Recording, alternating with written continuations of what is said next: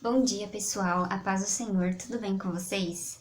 Bom, gente, a gente finalizou semana passada, né, a nossa segunda parte da terceira lição, e hoje a gente vai iniciar uma lição nova.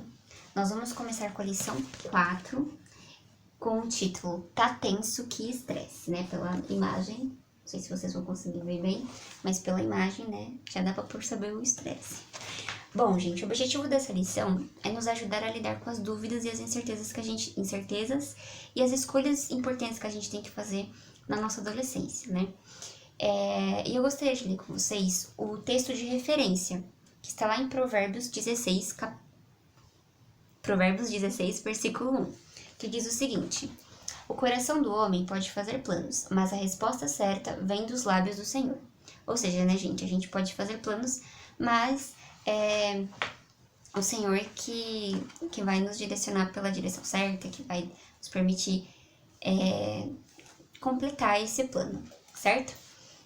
E, enfim, nossa revista traz como introdução que a gente, na adolescência, pode ficar meio perdido, né? Porque as certezas que a gente tinha sobre nós começam a ser questionadas, muitas vezes por nós mesmos ou pela pressão externa da sociedade, da família, até mesmo dos amigos, né? E algumas das certezas que a gente achava que tinha, né, que a nossa revista cita, certezas que a gente tinha sobre a nossa fé, sobre os nossos gostos, sonhos, e, enfim, nada parece ter mais o mesmo sentido, né? Mas aí a mensagem que a revista traz na introdução, e eu gostaria de ler com vocês, é que, em meio a tudo isso, há uma boa notícia. Você tem um Deus que entende até mesmo suas dúvidas e quer participar de cada decisão da sua vida. Bom, pessoal, o primeiro tópico da nossa revista é: de onde vem a dúvida? De acordo com o dicionário, dúvida significa falta de convencimento, dificuldade em acreditar, suspeita, receio, objeção, crença vacilante, ponto não decidido ou que se trata de resolver. Bom, gente, independente de qual seja a definição que a gente adote, né, para nossa dúvida, né, em algum momento da nossa vida a gente vai dar de cara com ela, certo? E na adolescência é uma fase que está cheia de dúvidas, de questionamentos.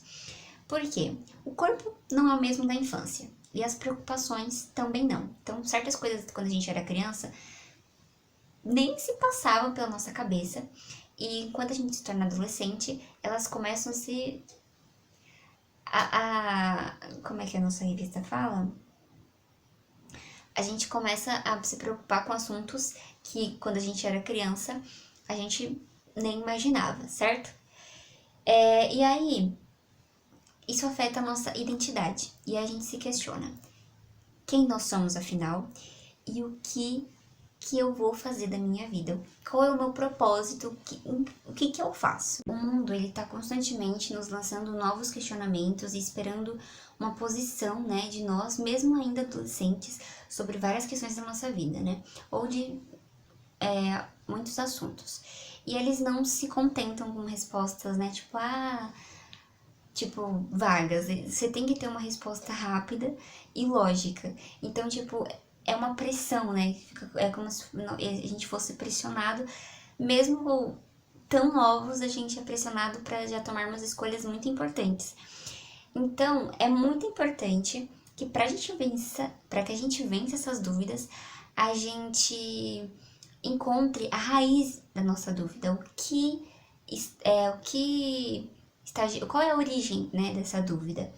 E para que a gente tome escolhas certas, né, que a gente escolha caminhos certos, né, de acordo com a palavra de Deus, a gente precisa saber a origem dessa dúvida. Bom, pessoal, a origem das nossas dúvidas pode ser, no primeiro tópico, um entendimento incorreto ou incompleto de quem é Deus. Não, de quem Deus é.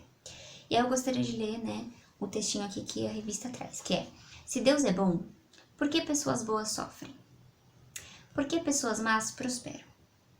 Essas são perguntas complicadas, que já passaram pela nossa cabeça e também foram feitas por outras pessoas antes de nós. E para isso eu gostaria que vocês abrissem no Salmos 73. que ilustra bem, né, essa questão. A partir do versículo 11 até o versículo 18, que dizem assim: E ainda perguntam, será que Deus sabe o que está acontecendo? Será que o Altíssimo entende o que se passa na terra? Vejam bem tá certo. Vejam bem o que acontece com os maus. Eles não precisam se esforçar, vivem tranquilamente. Vivem tranquilos e suas riquezas aumentam a cada dia. Será que foi à toa que eu me esforcei para manter o coração puro e ter as mãos limpas de pecado? Vejam qual foi o resultado: sofrimento o dia inteiro e castigo a cada manhã. Se eu tivesse falado com os maus, seria um traidor do povo de Deus. Mas realmente é muito difícil entender esse fato. O sucesso de pessoas que desprezam a Deus. Então um dia, quando eu estava no templo de Deus, santuário de Deus, entendi o triste destino reservado para os maus. Deus os colocou num caminho escorregadio, onde eles caem na mais completa ruína. Então aqui, né, o salmista, ele se questiona, né, se não seria melhor ele seguir, né, os caminhos dos maus, ou ao invés de se esforçar para manter o coração puro, ele tivesse falado, se ele tivesse falado como os maus, ele seria um traidor do povo de Deus. E aí, finalmente, ele reconhece o triste fim, né, o triste destino reservado para os maus, né, que à vista, né, pode parecer que, nossa, eles têm tudo de mão beijada, eles alcançam sucesso facilmente, mas ele observa que eles serão mais pra frente, né, no versículo 19, quer dizer, no versículo seguinte, ele fala, eles serão destruídos de repente, completamente por aquilo que mais temem. Então ele reconhece o triste fim dessas pessoas. E aí mais à frente, eu gostaria de ler com vocês do versículo 21, né, de Salmo 73, do versículo 21 ao 23, né, que mostra como ele mudou, né, ele mudou para onde, tipo assim, a visão dele, ele mudou aquilo que ele pensava, né, ele reconheceu, né, o agir do Senhor, que diz assim: quando meu coração ficou revoltado contra Deus, as minhas emoções entraram em guerra dentro de mim. Agi como um irresponsável e ignorante diante do Senhor. Minha atitude era de um animal sem entendimento. E apesar de tudo isso, o Senhor estava sempre ao meu lado, segurando bem firme a minha mão direita. Ou seja, né, mesmo, né, ele estando revoltado contra Deus, questionando por que, né, as coisas são desse jeito, Deus permanecia firme ao lado dele, né? E mais pra frente, no versículo 24, ele diz que o Senhor me guia com a sua sabedoria durante esta vida e depois me receberá com honras. Então ele percebe o quanto vale a pena seguir a Deus, porque Deus está dando sabedoria e mais pra frente receberá ele com honras, né? Então vale muito mais ser perseverante na presença do Senhor do que ir junto com os maus, né? Que como resultado receberão a destruição. Pessoal, diante desses questionamentos que podem surgir, né, durante a nossa caminhada, durante principalmente a adolescência, né, onde a gente está mais suscetível a dúvidas, a gente precisa compreender que Deus, ele jamais perde o controle da situação e no tempo determinado dele, ele vai fazer justiça, ele vai fazer a justiça dele. E para isso eu gostaria que nós abríssemos lá em Malaquias, né, um livro antes do Novo Testamento, no capítulo 3, do versículo 14 ao versículo 18. Malaquias, capítulo 3, do versículo 14 ao 18, que diz o seguinte: ouçam, foi isto que vocês disseram. É bobagem adorar e obedecer a Deus. Qual é a vantagem de obedecer às suas leis, de ficar triste e chorar diante do Senhor dos Exércitos? Por isso, no que nos diz respeito, a lei é esta. Por isso, no que diz respeito, a lei é esta. Felizes os arrogantes e orgulhosos, porque são os maus que prosperam. E os que desafiam o castigo de Deus nada sofrem de mal. Então, os que obedeciam e amavam o Senhor conversavam uns com os outros. O Senhor tinha à sua frente um livro em que registrava os nomes dos que lhe obedeciam e honravam o seu nome. Eles serão meus, diz o Senhor do Universo. No dia que eu preparei, não deixarei que sofram, como o pai não castiga o filho obediente. Então, vocês verão a diferença entre o tratamento que Deus dá aos justos e aos maus, entre os que o servem e os que não o servem. Então, pessoal, aqui a gente pode ver que, mesmo que aos olhos de alguns, Deus esteja, de algum modo beneficiando aqueles que não obedecem, Deus, em seu determinado tempo, mostrará a diferença entre os que o tratamento dele em relação aos que o obedecem e o tratamento àqueles que não obedecem. Então, a gente não deve olhar com apenas os nossos olhos essa situação, mas olhar com aquilo que Deus nos promete na sua palavra, aquilo que Deus determina na sua palavra, Então, pode parecer que diante das dúvidas, a gente tenha uma impressão totalmente errada de quem é Deus. E a gente tem que perseverar naquilo que Deus determina na palavra dele, porque é isso que vai permanecer, certo? Então, pessoal, quando a gente tem um entendimento incorreto, ou incompleto de quem é Deus, nós acabamos, por duvidar do poder dele e do amor dele. E para isso eu gostaria, para nós vermos isso, eu gostaria que a gente lesse Marcos 12, versículo 24, que diz o seguinte: Jesus respondeu a eles: o seu problema é que vocês não conhecem as Escrituras, nem o poder de Deus. E aí outra passagem está lá em Jó 42, versículos...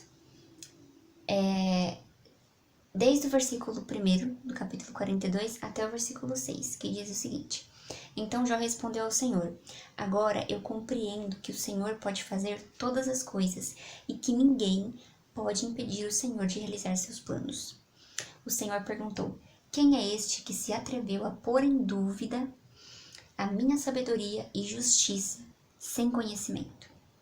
Falei de coisas que eu não entendia, coisas que eu não conhecia, pois eram maravilhosas demais para mim.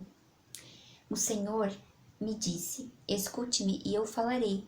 Vou fazer algumas perguntas que você responderá. Antes eu só o conhecia de ouvir falar, mas agora eu vejo o Senhor com meus próprios olhos. Por isso eu me arrependo de tudo o que disse. Estou envergonhado e me cubro com o pó da terra e de cinza. Então, gente, o problema é de quando a gente não conhece a Deus verdadeiramente, não busca conhecê-lo, não entendemos quem ele é, a gente acaba por duvidar e falar coisas que a gente não pode, que a gente ainda, que a gente não pode falar, A gente acaba duvidando do poder de Deus, do amor dele. E então, é muito importante que as nossas dúvidas não nos façam definir quem é Deus, e sim que nós possamos buscar conhecê-lo verdadeiramente, e não supor o que ele é, ou só porque achamos que entendemos de alguma coisa, supor quem é Deus, o caráter dele, supor o caráter dele, colocar ele numa posição em que ele não está, Porque lembrem-se, ele tem o controle de tudo, e poder para fazer o que ele quer. E uma frase, para finalizar esse tópico, diz o seguinte: se Deus não existe, a vida não tem um propósito e estamos entregues à nossa própria sorte. Bom, outra possibilidade, de origem das nossas outra possibilidade das origens das nossas dúvidas é uma visão deturpada de quem nós somos, Então, assim como a gente pode não entender muitas vezes quem Deus é, a gente também pode não entender quem nós somos verdadeiramente. E isso muda como a gente se coloca, né, no mundo, como a gente se expressa, como a gente age. A gente precisa tomar a posição de filhos amados de Deus. E para isso eu gostaria que vocês abrissem lá em Romanos 8, do versículo 33 ao 39, que diz sobre o amor de Deus sobre nós. Então fala assim: quem se atreve a acusar os escolhidos de Deus? É Deus quem os justifica. Quem nos condenará então? Foi Cristo quem morreu por nós e ressuscitou por nossa causa, e agora está sentado à direita de Deus, e também intercede por nós. Quem então pode nos separar do amor de Cristo? Será o sofrimento ou angústia, ou perseguição, ou fome, ou nudez, ou perigo, ou a própria morte? Como está escrito: mas o fato é que, por sermos fiéis ao Senhor, estamos sofrendo perigo de morte a todo instante. Somos como ovelhas destinadas ao matadouro. Mas apesar de tudo isso, temos uma vitória esmagadora por meio daquele que nos amou. Estou convencido de que nada pode nos separar do seu amor. Nem a morte, nem a vida. Nem os anjos, nem os principados e potestades, nem o presente, nem o futuro, nem um lugar bem alto no céu ou nas profundezas do mar, nem qualquer outra coisa será capaz de nos separar, nem qualquer outra coisa será capaz de separar-nos do amor de Deus, que está em Cristo Jesus, o nosso Salvador. Então, gente, não fica se colocando na posição que as pessoas te colocam, sabe? As pessoas pessimistas ao seu redor, as pessoas que falam pra você que você não vai chegar em lugar nenhum, as pessoas que falam pra você que você não vale nada, ou até mesmo você mesmo que fala pra você, né, que é pessimista com você mesmo. Cara, você é filho de Deus. E, olha quanta coisa não pode te separar do amor de Deus, sabe? E às vezes você mesmo tá se separando, sendo que tem nada capaz de nos separar do amor de Deus, que está em Cristo Jesus, o nosso Senhor. Então, se coloque na posição de filho amado de Deus. Continuando, essa questão de uma visão deturpada de quem nós somos, a gente duvida da nossa capacidade de realizar nossos sonhos, de conquistar coisas, de vencer nossas dificuldades. E a gente precisa lembrar, a nossa revista tá falando aqui, mas precisamos lembrar que nossa força vem em primeiro lugar de Cristo. E olha outra coisa que ela nos traz, que todo ser humano tem um conjunto de características únicas, capacidades que podem ser aprimoradas com dedicação e esforço. Ou seja, você é único e tem características que com dedicação e esforço você pode aprimorá-las e usar em favor das pessoas, em favor da vontade de Deus na sua vida, sabe? Então, não fica se rebaixando, se inferiorizando. Você é único, não tem outra pessoa igual a você. Deus criou você de acordo com a vontade dele. Você é único, ele tem um plano pra sua vida. Então, não fique se rebaixando, não fique se colocando numa posição que você não está. E não deixe que as pessoas coloquem isso dentro de você, que você não presta pra nada. Você presta sim.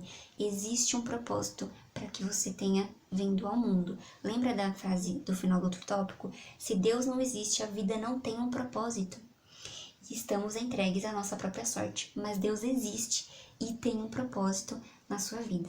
Então, aí eu queria terminar esse tópico dizendo a frase final, que diz o seguinte: mesmo quando fracassamos, o Senhor nos dá a oportunidade de começarmos de novo.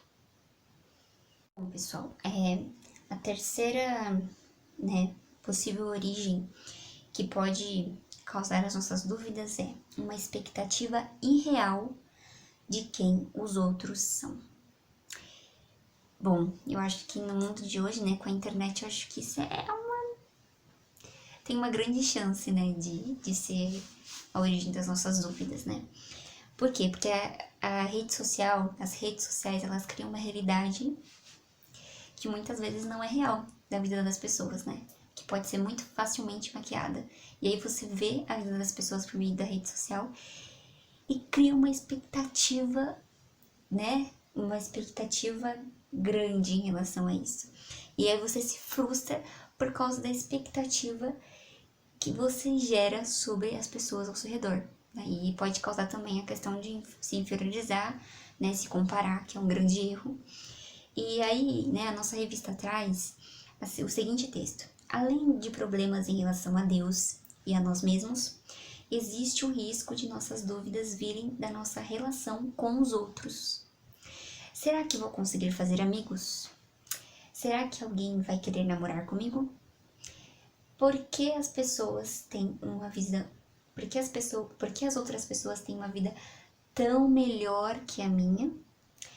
Quando geramos expectativas demais sobre as pessoas, é muito provável nos frustrarmos.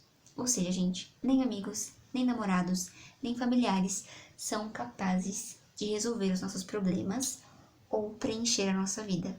Por quê, gente? Por quê? Porque a gente acaba se colocando na posição errada. A gente fica se questionando por coisas que não precisa, né? Um peso que não precisa, né? A gente não busca forças em Deus, a gente busca algo que não pode nos saciar, que é em pessoas. E para isso, eu gostaria de ler com vocês lá em Jeremias 17:5. Jeremias 17:5. Lá no Antigo Testamento, Jeremias 17, do 5 ao 8, que dizem o seguinte: assim diz o Senhor, maldito é o homem que confia nas suas próprias forças e na capacidade humana, afastando o seu coração do Senhor. Ele será como uma pequena árvore seca no meio do deserto. A sua vida será como o deserto de Judá, seco e salgado, uma terra onde ninguém é capaz de viver. A verdadeira felicidade passa muito longe dele. Mas o homem que confia no Senhor, que colocou no Senhor toda a sua esperança, esse sim é muito feliz. A sua vida é cheia de bênçãos. Ele será como uma árvore plantada à beira de um rio. As suas raízes entram profundamente na terra, em direção à água. Por isso, ele não se incomodará com o calor, e suas folhas continuam sempre verdes.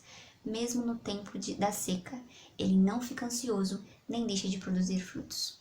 Ou seja, gente, a nossa esperança e confiança precisam estar no Senhor, porque só Ele é capaz de saciar as nossas necessidades. E aqui, como a gente pode ver nesse último versículo, as raízes, né, dessa árvore, né, dessa árvore citada, elas entram profundamente na terra em direção à água, da água, ou seja, aquilo que pode suprir as necessidades delas. E as folhas delas continuam sempre verdes, ou seja, elas permanecem bem, elas permanecem frutíferas, eu acho que poderia dizer dessa forma. E a outra coisa, mesmo no tempo da seca, ou seja, mesmo no tempo da dificuldade, ele não fica ansioso, nem deixa de produzir frutos. Você continua confiante em Deus, você é constante e firme no Senhor, porque Ele é o único que pode suprir as necessidades, ao contrário da outra árvore, né, da pessoa que não confia no Senhor, que coloca a sua confiança nas pessoas, ela é seca, né, e é como a vida dela é como um deserto de Judá, seco e salgado, né? Uma terra onde ninguém é capaz de viver. Ou seja, eu acho que é até difícil das pessoas conviverem com você, porque elas não são capazes de te saciar, tipo, em termos assim, de dar aquilo que você precisa para estar bem, né? Uma coisa que só Deus pode. Por isso que a gente vê tantas pessoas por aí frustradas, né? Infelizes, tendo muitas vezes muitas coisas materiais, né? Tendo uma família, ou tendo coisas que aos olhos das pessoas de fora, nossa, como ela pode estar assim?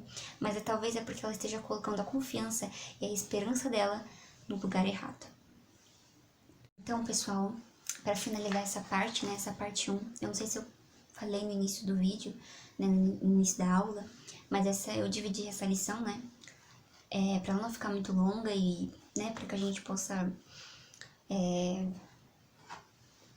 aproveitar o assunto da melhor forma, sem ficar muito preocupado com o tempo, eu dividi, né, essa primeira parte. Então, gente, para finalizar, eu gostaria de ler, né, a última parte, né, do tópico 1 da nossa lição, que diz: se nos basearmos só no que vemos nas redes sociais, pode parecer que a vida dos outros é perfeita, mas as aparências enganam. Não faltam por aí exemplos de pessoas que têm fama, dinheiro, amigos e ainda assim são infelizes.